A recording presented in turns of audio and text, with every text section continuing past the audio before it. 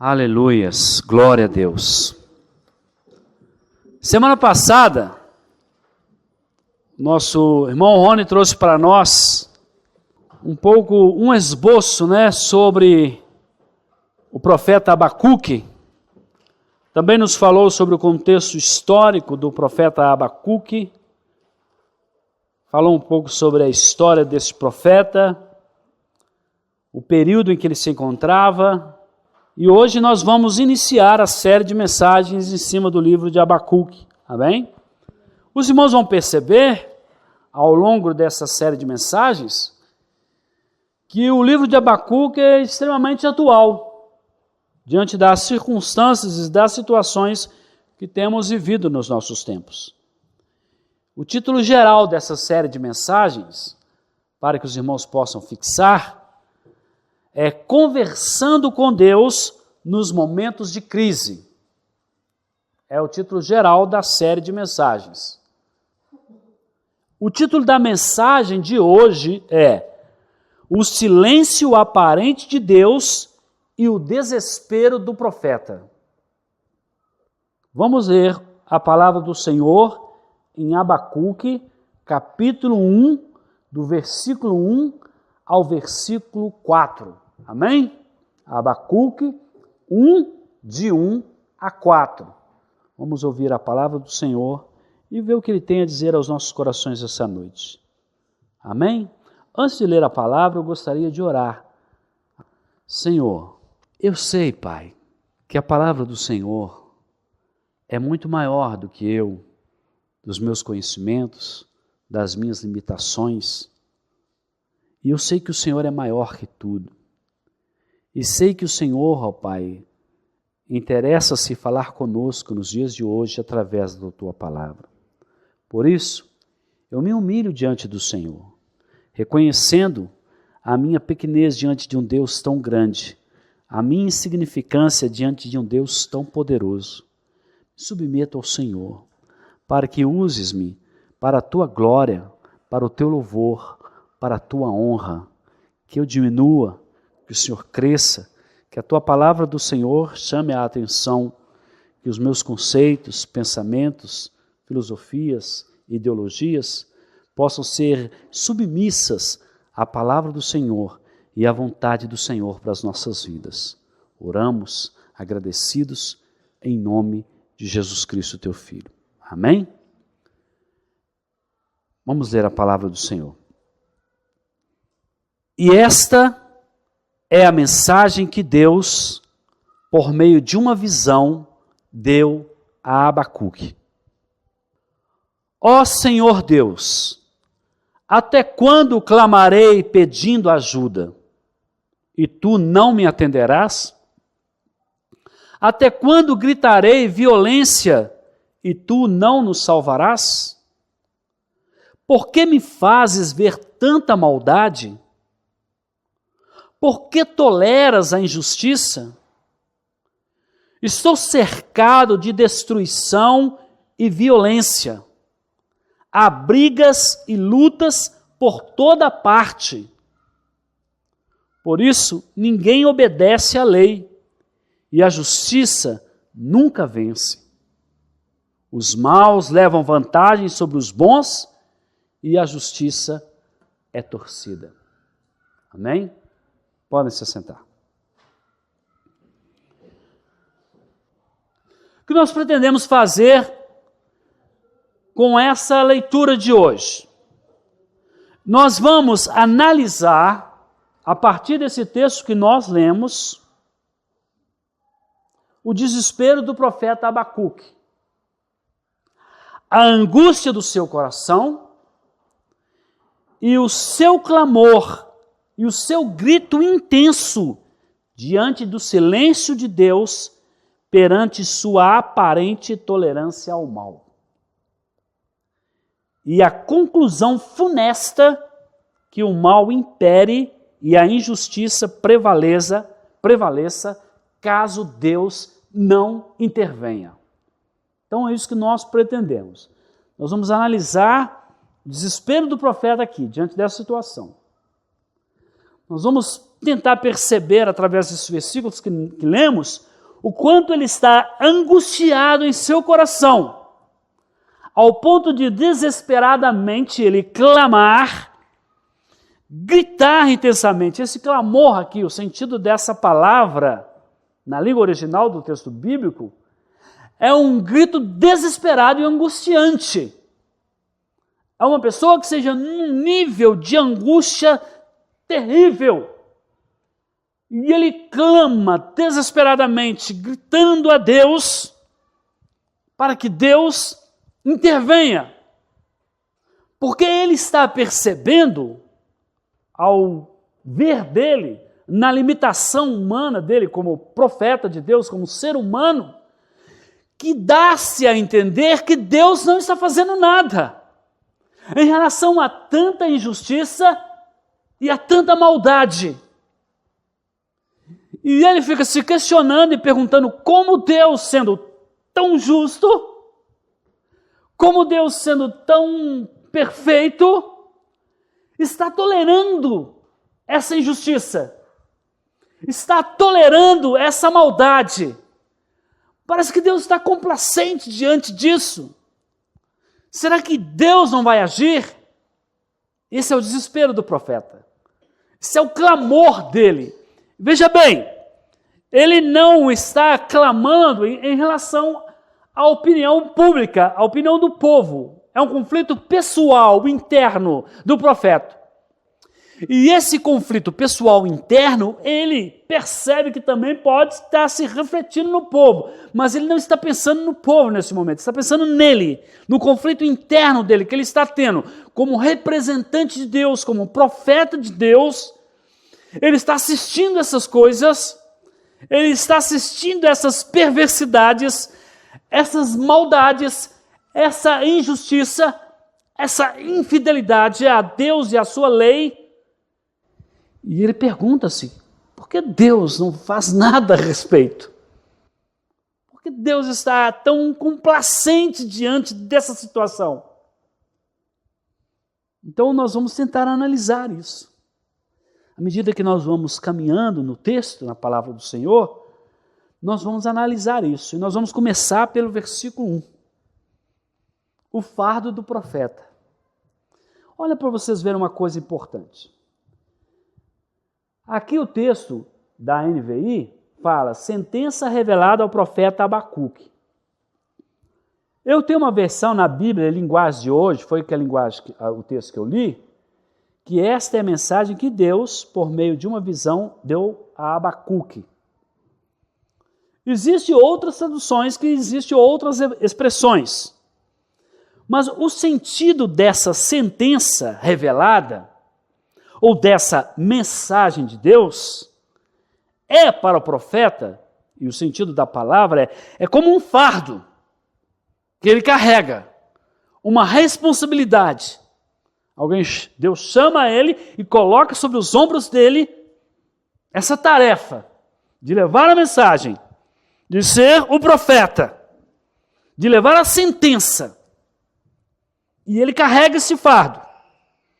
E não é uma exclusividade de Abacuque. Nós vamos ver outros profetas que estão diante disso.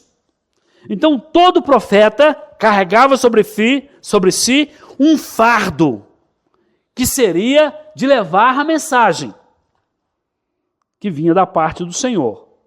E o objetivo deste profeta era, através da mensagem enviada por Deus para ele trazer ao povo, era expressar o sentimento do Senhor e a vontade do Senhor, o conselho do Senhor, o juízo e também o consolo no momento de aflição.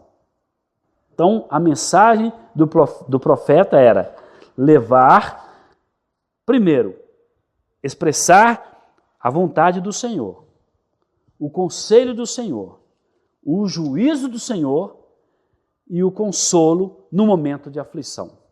E nós temos exemplo disso, de um outro profeta que também tinha este compromisso e essa missão e esse fardo para carregar. É só vocês voltarem algumas páginas da Bíblia de vocês, na realidade, 2 páginas apenas.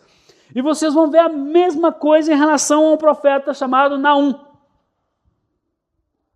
E no versículo 1, do capítulo 1 do livro de Naum, diz o seguinte: sentença contra Nínive, livro da visão de Naum, o Eucosita. Está vendo aí? A mesma situação de fardo, de mensagem, de sentença que o profeta tem que levar, a mando de Deus.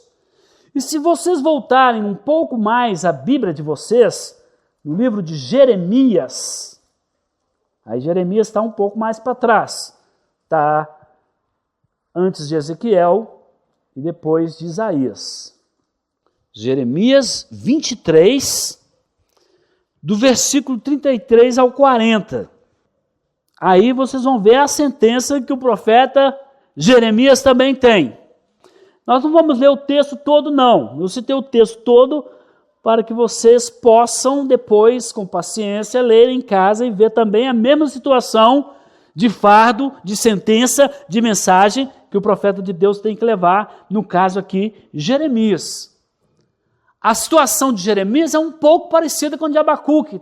Jeremias também está diante de uma situação semelhante, de injustiça, de pecado, de desobediência, de infidelidade. Mas eu quero ler apenas o versículo 38. Mas por que dizeis sentença pesada do Senhor? Assim o diz o Senhor. Por que dizeis essa palavra sentença pesada do Senhor? Havendo-vos eu proibido de dizer esta palavra, sentença pesada do Senhor.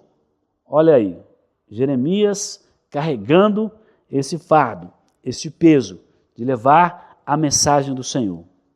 Agora outro que também está na mesma situação, semelhante a de Abacuque, é Malaquias.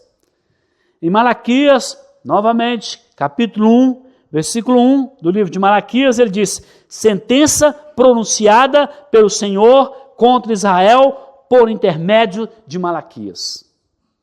Então nós estamos vendo aqui a primeira coisa que o profeta Abacuque tem diante de si.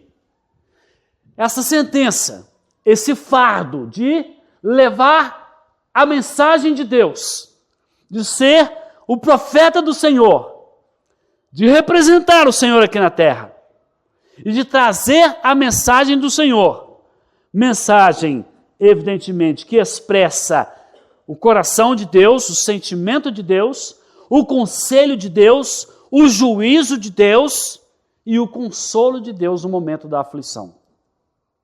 Então o profeta carrega sobre si essa responsabilidade, este fardo, e ele precisa levar isso. Então já começa o livro de Abacuque, exatamente no versículo 1, ele já começa com essa responsabilidade como profeta. Veja a situação de Abacuque. Ele é o representante de Deus em Judá. E ele precisa levar a mensagem de Deus ao povo. Mas o que ele está enxergando? Infidelidade, maldade, pecado, desobediência, violência, injustiça. E ele está percebendo outras coisas ainda. Ele está percebendo que homens de Deus, que foram escolhidos para ministrarem o culto a Deus, para representar o povo diante de Deus, estão agindo com injustiça, estão sendo desleais à lei do Senhor. E outra coisa que esse representante de Deus, que esse homem que carrega o fardo de levar a mensagem de Deus, ele também está percebendo uma outra coisa importante. Ele está percebendo que as pessoas não estão observando a lei do Senhor e que as pessoas estão negligenciando os ensinamentos do Senhor. Para ele, que é um representante de Deus diante do povo, isso é desesperador. Por isso a sua angústia, por isso o seu clamor, por isso o seu grito. E ele vê que o homem, como ele é, limitado, ele não pode fazer algo que talvez ele até gostaria de fazer. Então ele clama a Deus para que Deus intervenha. Porque ele vê a maldade crescendo, ele vê a violência crescendo, e ele carrega sobre si este fardo de levar a mensagem. E ele percebe que as pessoas negligenciam esta mensagem. É desesperador para o profeta. Um outro aspecto do versículo 2, depois de apresentar diante de nós a sua sentença, revelada por Deus, e o seu compromisso de trazer a mensagem de Deus, ele começa a clamar. E no versículo 2, Abacuque está dizendo: até quando, Senhor? Clamarei eu e tu não me escutarás. Gritar-te-ei violência e não salvarás? A primeira coisa que nós percebemos nesse versículo 2 é: até quando? O profeta clama pela intervenção de Deus. Assim como o salmista, no Salmo 13, versículo 1 a 2, percebem o seguinte: olha, isso não é uma exclusividade do profeta Abacuque. Muitos outros profetas fizeram esse clamor, e o salmista também clamou a Deus. Um salmo de Davi, o Salmo 13. Versículo 1 e 2 diz: até quando, Senhor, esquecer-te-ás de mim para sempre? Até quando ocultarás de mim o rosto? Ao clamor do salmista. Mas nós também percebemos que Jeremias, da mesma maneira, faz esse clamor. E aí está no versículo 6 do capítulo 47. Quando Jeremias clama ao Senhor, né, nós vimos que o salmista já é uma coisa mais pessoal, relação dele com Deus, não é? Ele já não está ampliando o seu questionamento.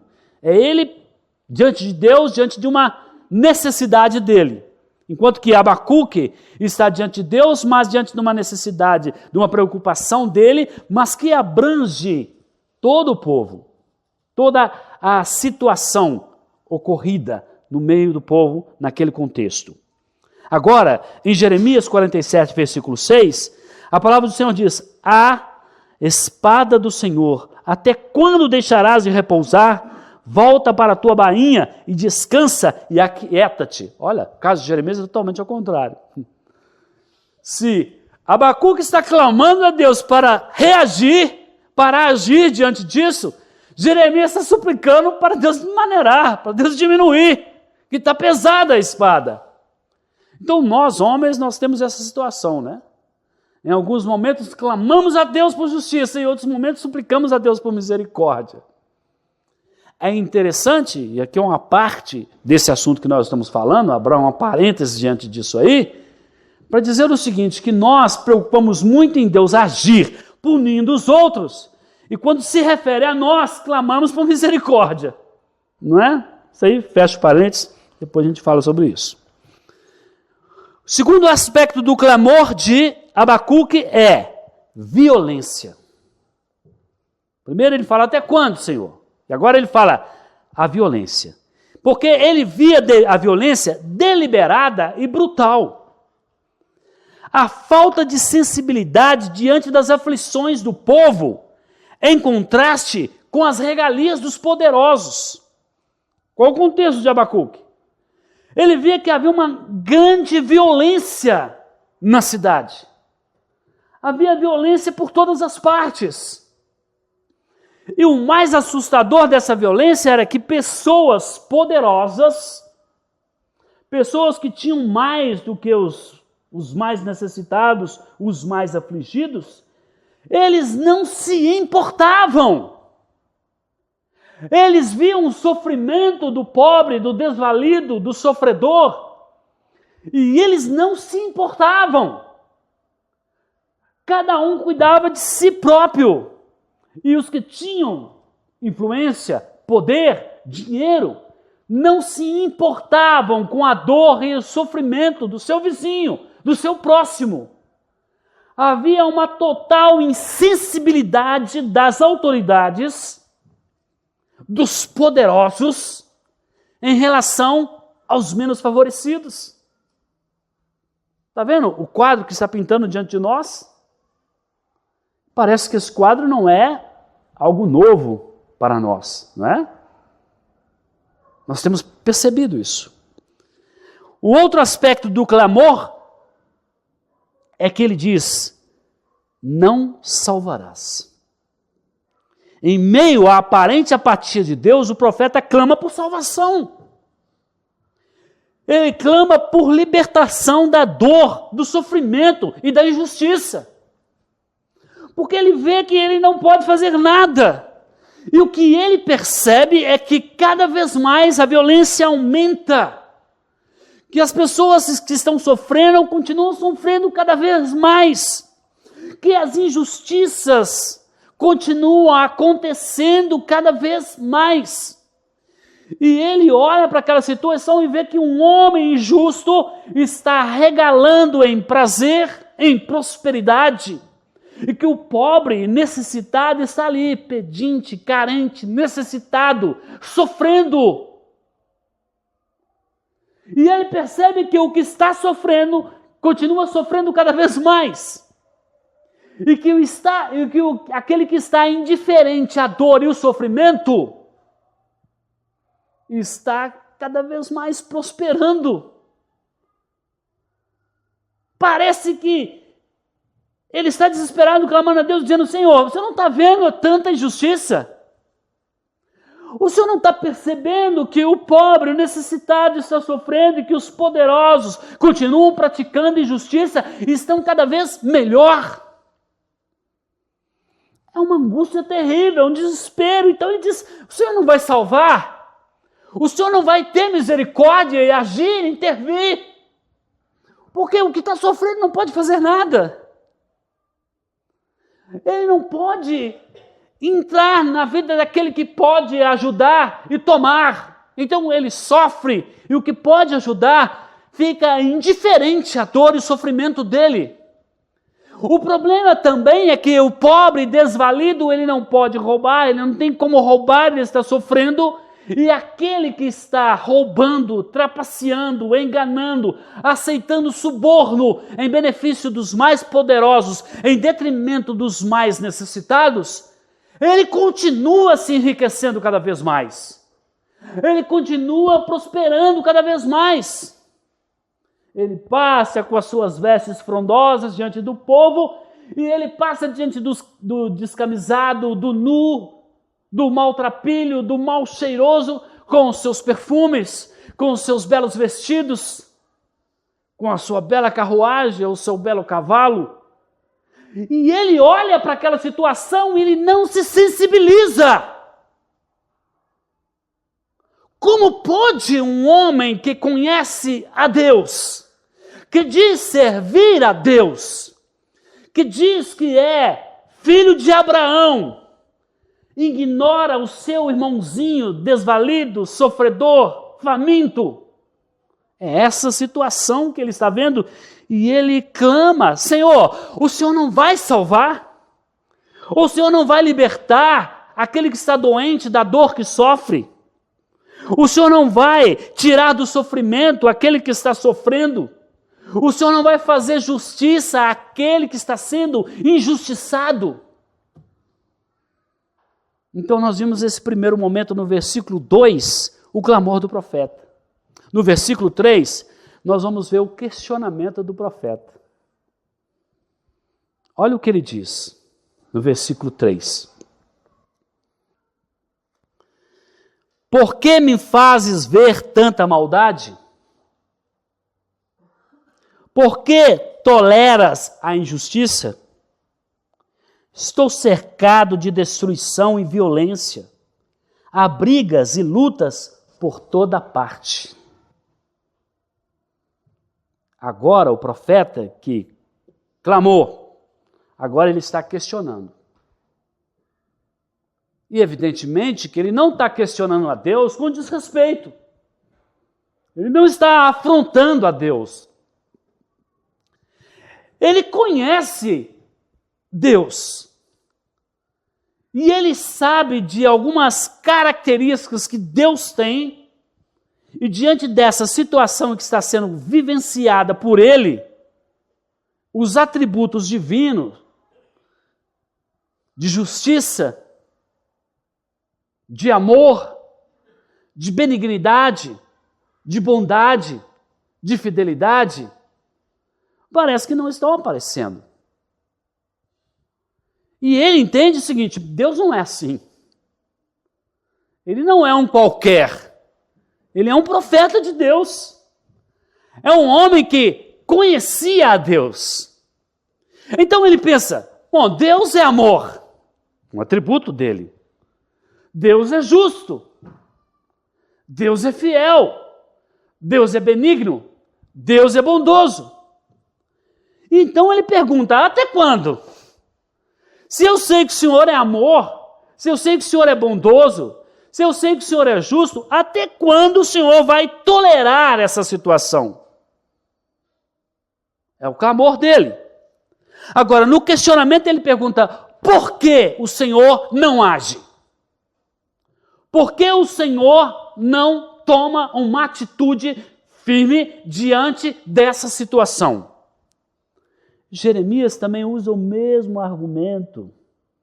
Lá em Jeremias capítulo 5, versículo 20, Jeremias está clamando: anunciai isto na casa de Jacó e fazei ouvir em Judá, dizendo, Isaías 5:20, ouvi agora isso, ó povo insensato e sem entendimento, que tendes olhos e não vedes, tendes ouvidos e não ouvis. Não temereis a mim, diz o Senhor, não temereis diante de mim, que pus a areia para limite do mar, limite perpétuo, que ele não transpassará? Ainda que se levantem as suas ondas, não prevalecerão, ainda que bramem, não o transpassarão. Mas este povo é de coração rebelde e contumaz, rebelaram-se e foram-se. O Jeremias está dizendo justamente isso do poder de Deus. Ele está dizendo da ação de Deus diante da maldade do homem. O profeta Jeremias demonstra no capítulo 5, a partir do versículo 20, como Deus é em relação à injustiça, em relação à maldade e o pecado. Jeremias está falando da soberania de Deus, da sua autoridade e poder, da sua justiça. E Abacuque conhece isso. Ele sabe que Deus é assim. Então ele pergunta: por que o Senhor não age? Por que o Senhor não age como Deus soberano que és?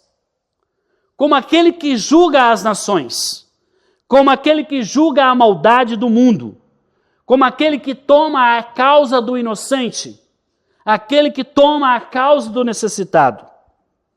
E ele diz: olha, está acontecendo opressão, está acontecendo violência, está acontecendo iniquidades e todo tipo de contenda. E o Senhor que é soberano, o Senhor que é poderoso, por que o Senhor não age? Por que o Senhor não faz nada a respeito? O questionamento de Abacuque é interessante observar que não é o questionamento de um leigo, de um homem que não conhece a Deus. É o questionamento de alguém que sabe por que está dizendo por quê. Enquanto que muitos ateus aí, que muitas pessoas que não conhecem a Deus e nem o poder de Deus, eles questionam. Só que o questionamento deles é infundado. Eles não conhecem os atributos de Deus e eles não se interessam em saber sobre os atributos divinos. O porquê desses homens é um porquê inconsistente. É um porquê sem valor e sem informações claras dos atributos de Deus e de quem Deus é. Mas o porquê de Abacuque é o porquê de um profeta que, apesar de ser profeta de Deus, é também um homem que tem medo, que tem aflição, que tem preocupações. E ele percebe, como nós lemos em Jeremias capítulo 5, a partir do versículo 20, que Deus é soberano, que Deus tem autoridade, que Deus controla o mar, os oceanos, que Deus controla todas as coisas, Ele tem domínio sobre todas as coisas. E ele então pergunta: se Deus é, o que eu sei que ele é, por que ele não faz nada a respeito? E aí, na sua conclusão, no versículo 4, o profeta Abacuque, ele clama novamente a Deus. Vamos ler o versículo 4. Ele diz o seguinte: qual a consequência dessa aparente inatividade de Deus? Qual a consequência desta aparente omissão de Deus diante da dor, do sofrimento e da injustiça? E ele diz o seguinte: por isso, consequência disso, ninguém obedece à lei. E a justiça nunca vence. Os maus levam vantagem sobre os bons e a justiça é torcida. O mal nunca vence, os maus levam vantagem sobre os bons e a justiça nunca vence. A consequência disso, ninguém obedece à lei, porque não há justiça. O infrator não é punido. O pecador não paga pelo seu pecado. A pessoa não colhe o que ela semeou. Então, qual a consequência, qual é o resultado? A justiça fica enfraquecida. Os valores de justiça, os valores de ordem, os valores de obediência, de fidelidade às normas e à justiça são distorcidos. Não há justiça. Então, aquele que está sofrendo fala, não tem jeito, não há justiça. E aquele que pratica injustiça fala, não estou nem aí.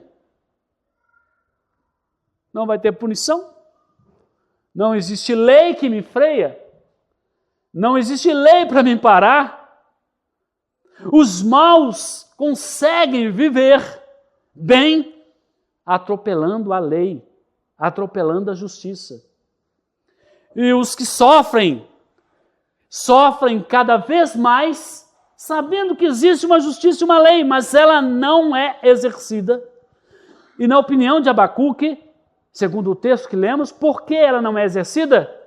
Porque não está fazendo justiça aonde tem que ser feita justiça. Porque não está punindo aquele que tem que ser punido. Porque o mal não está pagando pela sua maldade. E o bom está sofrendo por causa da sua bondade. Sendo que se ele é bom e pratica o que é bom, e aí, evidentemente, entre aspas, né, porque ninguém é bom, mas ele está buscando ser justo e ser correto, mas ele não é recompensado, não é reconhecido. E aquele que vai contra a lei, contra a ordem, ele está prosperando cada vez mais. Interessante isso, né? Porque isso está aí diante de nós todos os dias. Então o profeta, ele diz, olha, essas coisas que estão sendo toleradas por Deus estão contribuindo, vou parafrasear as palavras do profeta, estão contribuindo para o surgimento da não manifestação da justiça, a lei fica inativa, o não cumprimento da lei, ou seja, o padrão que Deus estabeleceu na sua palavra, a Torá, a lei de Deus, ela não prevalece. E por que ela não prevalece? Pelo fato de Deus não intervir punindo o ímpio. E o desespero do profeta é no sentido de que se Deus não interferir, o caos será estabelecido. E ele, como profeta de Deus, não suporta isso. Ele está diante de uma crise pessoal e ele busca angustiadamente a resposta de Deus. Porque ele entende que Deus é soberano, que Deus sabe de todas as coisas. Ele tem consciência de que Deus é justo. Ele tem consciência de que Deus é amor. Ele tem consciência de que Deus é bondoso, é benigno, é misericordioso. Mas ele assiste essas tragédias humanas dentro de Judá e ele percebe, dentro da limitação humana dele, e isso é um assunto para as próximas pregações, ele percebe que parece que Deus não está fazendo nada, não se preocupa, não se interessa. E ele pensa, isso é incoerente. Como eu posso dizer, e eu creio que Deus é justo? Então ele clama a Deus porque ele acha inadmissível que Deus, sendo justo, sendo bom, sendo santo, ele não pode permitir isso. Ele tem que intervir. E ele chega à seguinte conclusão, olha, se Deus não intervir, o mundo, ou o mundo que eu vivo, né? Porque quando a gente fala de mundo, as pessoas pensam, o mundo aí tem uma visão global. Mas o mundo é o seu mundo, onde você está é o mundo seu. Na sua casa, no seu trabalho, esse é o seu mundo. Você não precisa ir lá para a Inglaterra, ou para a Arábia Saudita, ou enfim, para os confins do mundo, para conhecer o mundo. O mundo é onde você está, né? O local onde você habita. E você enxerga o mundo aonde você está, né? A sua preocupação primária é com o seu ambiente, com o seu mundo. Seus pais, seus irmãos, sua família, seus colegas, seu trabalho, seu bairro, sua cidade, no máximo seu estado. Porque é isso que te atinge. Então o mundo do profeta Abacuque era Judá. Então é esse mundo. É essa situação. Pensando que, como o Rony nos falou aqui semana passada, Israel já tinha sido desbaratada pelo Império Assírio. Só tinha Judá. Então, Abacuque entendia, Judá é o povo escolhido de Deus aqui na terra. E o povo escolhido aqui de Deus na terra, ele está transgredindo a lei de Deus. Se Deus não intervir, a lei não vai ter mais valor. Essa é a conclusão que ele chega. O caos será implantado. A conclusão que nós chegamos dessa mensagem de hoje, vocês perceberam que eu só falei de coisa ruim e não apresentei nenhuma perspectiva, né? Isso é tarefa aí para as próximas pregações, né? A conclusão que nós chegamos é que o que nós vivemos hoje é muito parecido com o que Abacuque viveu. Eu digo mais, o que nós vivemos hoje talvez seja 10, 100 vezes pior do que estava acontecendo no tempo de Abacuque lá em Judá. Nós vivemos situações semelhantes, não é verdade? Nós vivemos situações de injustiça, né? Nós estamos vendo aí a corrupção. Nós estamos vendo aí as injustiças sociais e a violência. Percebem? Quanta violência! As pessoas saem de casa assustados. Pessoas estão chegando na porta da sua casa, abrindo a garagem da sua casa e de repente aparece uma pessoa armada. Rouba a pessoa, leva o seu carro. Nós temos um exemplo lastimável disso aqui, que aconteceu com o filho da nossa irmã Helenita, né? Com a esposa dele. Ela estava chegando em casa, abriu a porta da garagem, entrou com o carro. Quando ela estava fechando, o camarada entrou armado, levou o carro com a bolsa, com os pertences, levou tudo. Uma violência terrível. O que nós estamos vivendo nos nossos dias também é uma coisa terrível, um fenômeno incomum. Porque em tempos atrás, os filhos sepultavam seus pais. Hoje em dia, os pais sepultam seus filhos. Nós andamos na cidade, passamos em determinados lugares, nós vemos pessoas em condições subhumanas. Nós vemos pessoas em extremo sofrimento. E aí, alguma coisa assim mais ampla, né? E talvez que esteja fora do alcance da nossa compreensão, crianças de boas famílias morrendo com doenças estranhas, raras, enigmáticas. Pessoas boas morrendo de câncer, jovens ainda. Crianças em sofrimento. Aparentemente, dentro da nossa limitação e visão, que é muito limitada em relação a Deus, pessoas que julgamos ou pensamos ou tentamos perceber dentro da nossa alimentação que não mereciam, talvez, passar por isso. E aí eu quero deixar bem enfático isso aqui, isso é sobre o ponto de vista humano, tá bom? Isso é sobre o ponto de vista da nossa limitada compreensão. Se nós formos abranger a compreensão dessas coisas, aí nós vamos descobrir muito mais do que a nossa pouca capacidade de percepção possa ver, quando Deus nos revelar algumas coisas em relação a isso. Mas o que nós percebemos é isso: dor, sofrimento, injustiça social. Né? Nós vemos que os ricos e os poderosos saem com seus carrões de suas casas, vão para os hospitais particulares e recebem todo o tratamento com a mais fina qualidade, porque eles podem pagar por isso. O necessitado, o pobre, o desvalido, ele precisa ficar horas e horas e talvez dias na fila de um hospital ou de uma unidade de atendimento. Né? Temos um exemplo aqui hoje.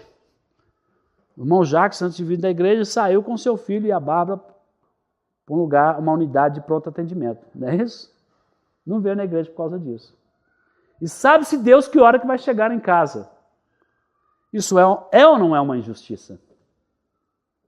Porque são pessoas que estão labutando, trabalhando e que contribuem com os impostos, porque os seus salários, ao receberem, vários impostos são descontados, que pagam todo ser humano fichado em carteira, paga um plano de saúde. Né? Paga qual plano de saúde? O SUS. Todo mundo paga.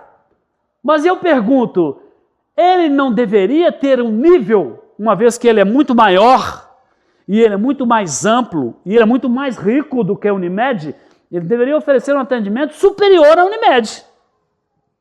Porque ele recebe muito mais do que a Unimed. No entanto, ele oferece uma assistência sofrível, terrível, humilhante. Isso é uma grande injustiça. Mas grandes injustiças, nós entramos no ônibus, estamos dentro do ônibus e vemos pessoa, um jovem de 16, 17, 18 anos, ele pula a roleta, ele entra pela porta da frente, ele afronta as pessoas, ele senta nos lugares destinados a pessoas idosas, ele não paga passagem, ele senta no lugar das pessoas idosas e desvalidas. Isso é uma grande injustiça. Nós vemos pessoas desrespeitando as autoridades constituídas. Mas mais do que isso, o pior disso tudo, nós vemos homens que dizem ser representantes de Deus manipularem as pessoas para tomar o dinheiro das pessoas.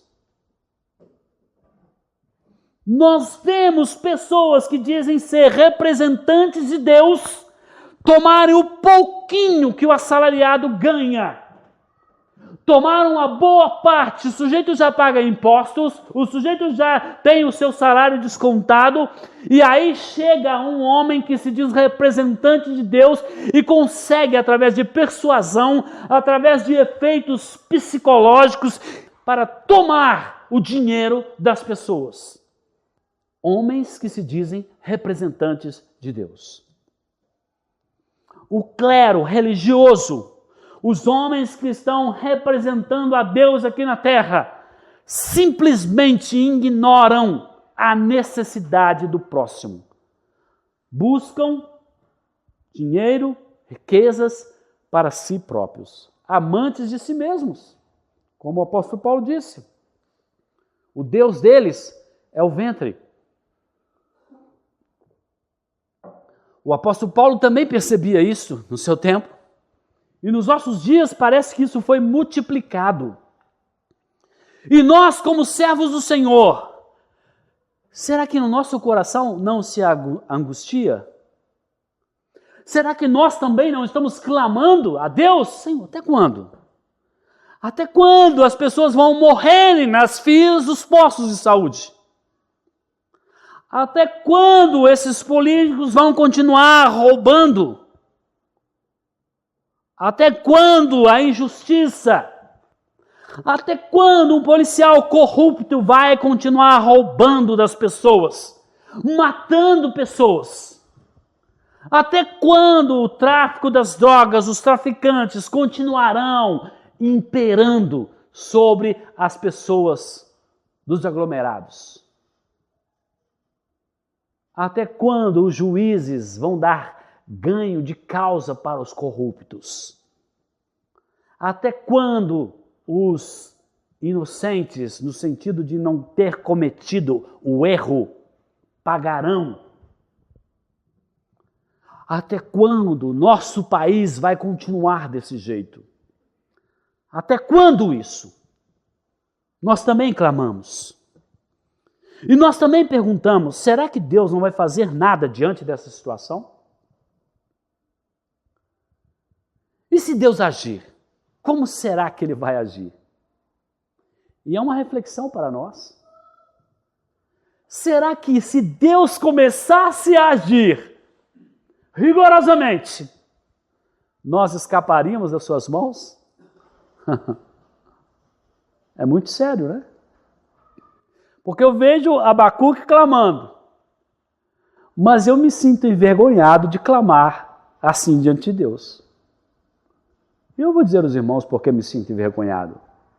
Porque eu tenho muitos defeitos, que eu tenho muitas falhas, eu tenho muitas coisas que eu deveria fazer e não faço. Mas eu também percebo que o meu Deus, em que eu creio, os atributos dele estão bem claros diante de mim.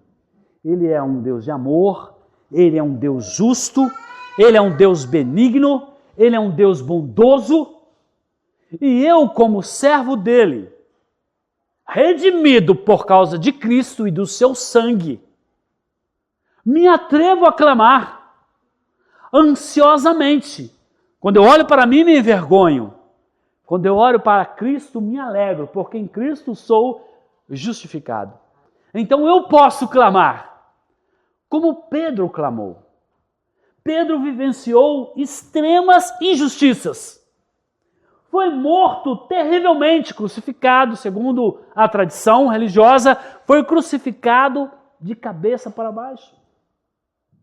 Mas Pedro, em uma de suas cartas gerais, ele disse o seguinte: olha,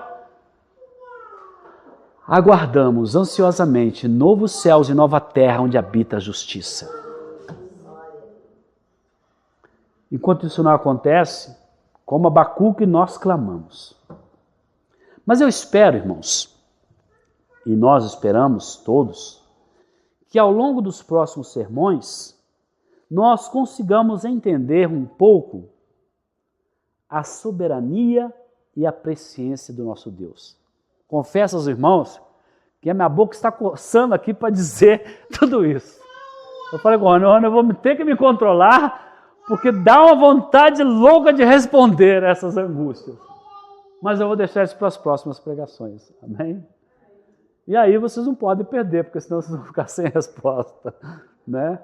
Mas eu sei que ao longo dessas mensagens nós vamos conseguir responder um pouco às aflições de Abacuque e como ele entendeu, nós também possamos entender toda essa situação e toda essa ação de Deus diante dessa situação.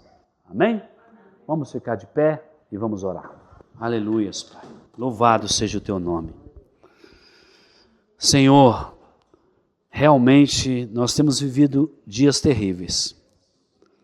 Eu lamento muito dizer isso, Pai, mas muitas vezes eu acabo, Senhor, fazendo coisas que não honram e dignificam o teu nome. E eu me arrependo diante do Senhor, suplicando a tua graça e a tua misericórdia. Eu sei que eu deveria amar muito mais do que eu amo, ser muito mais benigno do que tenho sido, ser muito mais misericordioso do que tenho sido. Ó Pai, esbarro na minha limitação o tempo todo.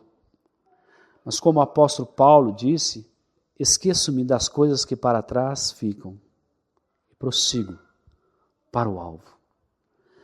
Prossigamos, ó Pai, olhando para Ti e buscando em Ti sermos testemunhas vivas do Senhor neste mundo, para que possamos levar a esperança para os desesperançados, para que possamos levar o amor para aqueles que não estão sendo amados, para que possamos, ó Pai, levar a mensagem do Senhor para aqueles que estão desesperados.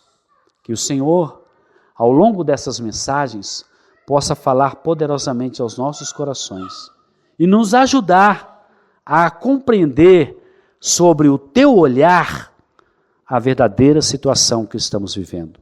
E assim, descansarmos em Ti e, como disse Abacuque, vivermos pela fé. Em nome de Jesus oramos.